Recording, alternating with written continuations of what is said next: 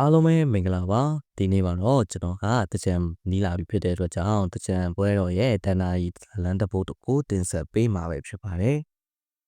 ။ညောင်ပင်အောက်ကနေစတင်ခဲ့တဲ့မော်ဆန်တဲ့ဖြစ်ရတစ်ခုကဘာကြီးတစ်ခုလုံးအတွက်ပျက်စီးခြင်းတွေယူဆောင်လာတဲ့ကောင်လေးတယောက်တကြံနှက်မိမယ်တွေဘလို့ဖြစ်ပေါ်လာလဲသူတို့ကဘလောက်တောင်အရေးကြီးလဲဆက်လက်ပြီးကျွန်တော်နဲ့တူစီးမျောကြရအောင်ဗျာဘဲစော်ဗျာမကွဲငင်ကာလာကပေါ့ကွယ်တာမန်လူတွေအားကြရတဲ့အထိကြီးကြီးတက်ချမ်းသာတဲ့တထေးမိသားစုလေးတစ်ခုရှိပါတယ်။တနေ့တော့တထေးကြီးနဲ့တထေးကတော့ဟာမြို့ထဲမှာလမ်းလျှောက်နေတော့အရက်သမားတစ်ယောက်ကသူတို့ကိုချမ်းသာပေမဲ့လည်းခလေးမရှိတာနားစရာပဲဆိုပြီးလှောက်ပြောင်းပါတယ်။ရှိတဲ့ပတ်စံနဲ့လည်းမြုံနေတာကိုဘလို့မှလုံးမရဘူးဆိုပြီးစော်ကားပြောဆိုပါတော့တယ်။ထီလိုနဲ့ပဲတထေးကြီးလည်းမရလဲရက်သမားစကားကြောင့်စိတ်ထိခိုက်သွားတာပေါ့ကွယ်။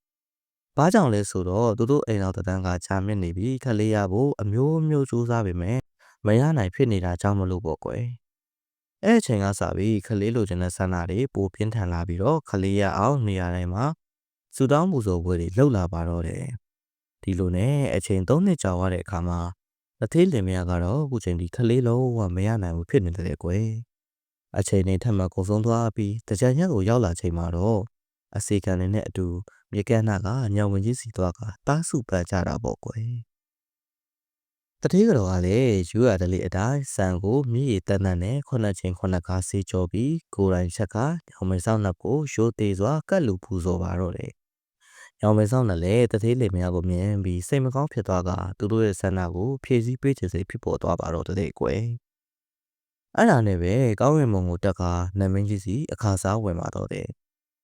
ပြီးတော့တထေးလင်မယားအတွက်ခလေးတယောက်ရအောင်ကိုကြီးပေးဖို့တောင်းဆိုလိုက်ပါတော့တယ်ကွယ်နမင်းကြီးကလည်းသူရလို့ခေါ်တဲ့နတ်သားတစ်ပါးစုတည်ချိန်နဲ့တိုက်ဆိုင်တာကြောင့်တထေးရတော်ရဲ့ဝမ်းကြတိုင်းမှာတတိတီးစီတဲ့ဒီလိုနဲ့တထေးကတော့လေကိုဝင်ရသွားပြီးသားတော်လေးတယောက်ကိုဖွားမြင်ပါတော့တယ်သားတော်လေးကိုတီဟာသူရလို့အမည်မှဲ့ပေးကြတာပေါ့တထေးလင်မယားဟာသူတို့လိုချင်တဲ့ကလေးလေးရလို့အရန်ကိုပြောနေကြတာပေါ့ကွယ်။ညောင်မင်းဆောင်နမင်းကြီးကိုလည်းကျေးဇူးတင်တဲ့အနေနဲ့ခွန်နဆောင်ပြတ်တက်ကြီးကိုတိဆောက်ပြီးတော့ညောင်မင်းအနာမှာတီတာကိုးကွယ်ပါတယ်။နောက်ဝင်တဲ့တွေနဲ့ပွဲချင်းမှာကပူစော်ပါသားမှုတွေလည်းထပ်မံပြုလုပ်ပေးပါတော့တဲ့ကွယ်။သူလိုသားလေးကိုလည်းအဖိုးရရန်လာလေးတစ်ခုလိုစောက်ချောက်ပြီးသားလေးအတွက်စအိမ်တစ်ခုတီးတက်ဆောက်ပေးထားပါတော့တယ်။တင်ညာကိုလည်းဂယုတဆိုင်တင် जा ပေးတဲ့ကွယ်။တီဟာသူရလေကွာရနဲ့အရွယ်ရောက်တဲ့အခါမှာတော့အလွန်ညံကောင်းတဲ့ကလေးလေးတယောက်ဖြစ်လာပါတော့တယ်။စာကိုလည်းအလွယ်လေးကြက်မှတ်နိုင်ပြီးကလေးရင်းနဲ့တော့စကားပြောနိုင်ပါတဲ့။အဲဒီလိုနဲ့တီဟာသူရလေးအရန်ထက်မြက်တာကိုကဘာကိုဆောက်ရှောက်နေတဲ့ဓမင်းကြီးကတတိထားမိသွားပါတော့တယ်။ကဘာဆောက်ဓမင်းကြီးကလည်းကလေးရဲ့ညံရင်ကိုစမ်းသပ်ဖို့ရွေချက်နဲ့သူ့ဘီကိုဆင်းလာပြီးမေခွန်းတော့ကိုမေးလိုက်ပါတော့တယ်။ပထမမေခွန်းကတော့လူတွေရဲ့စက်တရေကမနက်ခဲဆိုဘယ်မှာရှိလဲ။ဒုတိယမေကွန်ကတော့လူတွေရဲ့စက်တရေကနှိမ့်လေခဲဆိုဘယ်မှာရှိသလဲအတ္တရမေကွန်ကတော့လူတွေရဲ့စက်တရေကညဘက်ဆိုရင်ဘယ်နားမှာရှိလဲဆိုပြီးတော့မေးလိုက်ပါတော့တဲ့ကွယ်ဒီမေဟူတောင်းကိုခဏအတွင်းဖြေနိုင်မယ်ဆိုရင်တော့သူကောင်းသူဖြတ်ပြမယ်လို့ကဘာဆောက်နာမည်ကြီးကပြောကြားလိုက်ပါတော့တယ်အဖြေနိုင်မှုဆိုရင်တော့တရားသူရလေးရဲ့အကောင်ကိုဖျက်ဖြစ်မယ်လို့ဆိုတဲ့ကွယ်တရားသူရလေးလည်းအဖြေကိုမသိပေမဲ့ကဘာဆောက်နာမည်ကြီးစိန်ခေါ်တာကိုလက်ခံလိုက်ပါတော့တယ်ဒီလိုနဲ့တရားသူရလေးတဲ့စာအုပ်တွေကျမ်းဂန်တွေထဲမှာအဖြေရှာတော့တာပေါ့တနေ့ကုန်တနေ့ခန့်တွေးတောပြင်မဲ့လည်းအဖြေကိုရှာမရဘူးဖြစ်နေပါတဲ့ကွယ်6ရက်မြောက်ညနေကုန်ရောက်ချိန်မှာတော့တရားသူရလည်းတရားမှာကိုကြောက်လန့်ပြီးတောထဲကိုကြောက်လန့်တကြားပြေးထွက်သွားလေတော့တဲ့ကွယ်တောထဲရောက်ချိန်မှာတော့အပင်ကြီးတစ်ပင်အောက်မှာထိုင်ကအမောဖြေနေတော့တာပေါ့အဲအချိန်မှာပဲအပင်ပေါ်ကတိတ်ညက်နှကောင်စကားပြောနေတာကိုမာဂရဘာသာစကားကိုနားလဲတဲ့တရားသူရလည်းကြားသွားလေတော့တဲ့ကွယ်တိတ်ငက်အထီကမလက်ဖန်ကြရင်ဝိုးဝေးတလည်းအစာသွားရှာကြမလို့တော့ဘူးငါမဆောက်နေမင်းကြီးကဘေးကုန်းလေးကိုမပေးရှင်းနိုင်နဲ့တရားသူရရဲ့အကောင်ကိုလာဖြတ်လိုက်မယ်သူ့ခန္ဓာကိုယ်ကိုငါတို့စားရုံပဲဟုပြောလိုက်တာပေါ့ကွယ်တိတ်ငက်ဒီရဲ့စကားကြောင့်ဒီဟာသူရလည်းပိုပြီးကြောက်ရွံ့သွားတာပေါ့ကွယ်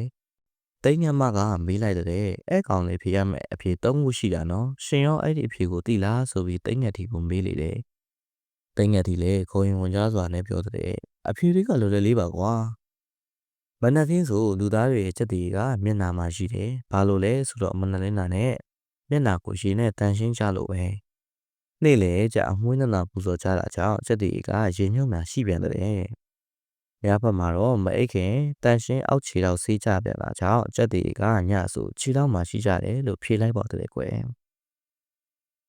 အဲ့ဒါကိုကြားစားတဲ့တီရသူရလည်းကဘာဆောင်နာမည်ကြီးရဲ့မိကုံကိုဖြေဖို့မျှော်လင့်ချက်တွေပြန်လည်ရရှိသွားပြီးဆိုင်တော်ကိုအပြေးပြန်လာတော့တဲ့ကွယ်နောက်တစ်နေ့မနက်မှာတော့ကဘာဆောင်နာမည်ကြီးလည်းတီဟသူရစီကအဖြေကိုမေးကိုလူစီကိုဆင်းလာပါတော့တယ်တီရသူရလည်းတိုင်းငတ်တီဖြေတဲ့အဖြေသုံးကိုဖြေလိုက်တဲ့အဖြေတွေကအကုန်မှန်နေတာကြောင့်ကဘာဆောင်နာမည်ကြီးလည်းရှုံးနိုင်သွားလေတော့တယ်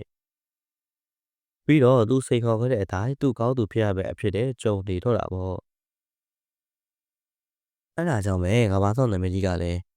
သမီးတော်ခုနှစ်ပေါင်းခေါ်ကအကူညီတောင်းလေတယ်။ဘာကြောင့်လဲဆိုတော့သူ့ကောင်းကတာမန်ကောင်းမျိုးမဟုတ်လို့ပဲလေကွယ်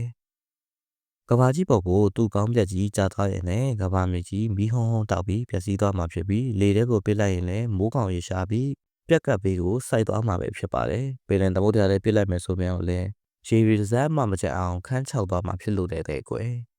ဒီလိုနဲ့ပဲတပည့်တော်ခေါ်တာပါတယ်သူတို့ဖခင်ရဲ့ခေါင်းပြက်ကြီးကိုအောက်ပြုတ်မကြအောင်ထည့်ထားဖို့အတွက်ရွှေလီမန်းယူလာကြတဲ့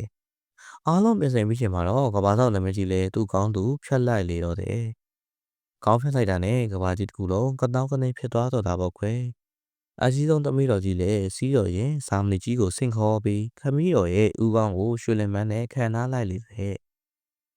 ပြီးတော့ကဘာကြီးကိုတနာရီကြာလှည့်ပတ်ပြီးတော့မြင့်မို့တောင်မှရှိတဲ့နတ်ဘုရားကုန်းမှာတွားထားကအထွတ်အမြတ်ပူဇော်ထားလေတော့တဲ့ကွယ်။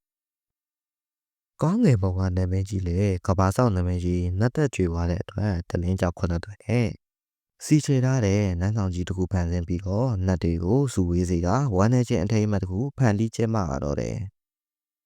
တပ်တွေကလည်းနတ်ရီကန်ထဲမှာကြာရိုးတွေကို9ချိန်9ခါဆေးကြောပြီးစားကြရင်ကဘာဆောင်နာမည်ကြီးအေးချမ်းစီကိုဆူတောင်းကြတာပေါ့အဲ့ချိန်ကစပြီးတကြံရဲ့ရောက်တာနဲ့ကဘာဆောင်နာမည်ကြီးရဲ့တပီးတော်9ပါးကသူတို့ရဲ့ခမီးတော်ရဲ့ဦးခေါင်းကိုတနားရီကြာတဲပြီးမြင့်မို့တောင်ကိုအလဲကျပတ်ပြီးမှနတ်ဘုရားကူတဲ့ကိုပြန်ထားကြတာပေါ့ကွယ်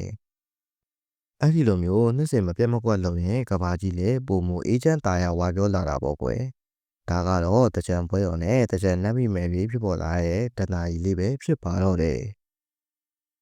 ဒီဇလန်းလေးကတော့ဒီမှာပဲပြီးဆုံးသွားပြီပဲဖြစ်ပါတယ်ကျွန်တော်ရဲ့ channel ကတော့တနာရီပုံမြင်လေးတွေကိုအမြဲတင်ဆက်ပေးမှာမို့လို့ကြိုက်နေတဲ့ဆိုရင်တော့ like and subscribe လုပ်ခဲ့ပေးဖို့တောင်းဆိုအပ်ပါတယ်ကျွန်တော်နာမည် K စင်းပါနေ့ရက်တိုင်းမှာစိတ်ချမ်းသာခြင်းကိုယ်ချမ်းသာခြင်းတွေနဲ့ပြည့်စုံကြပါစေ။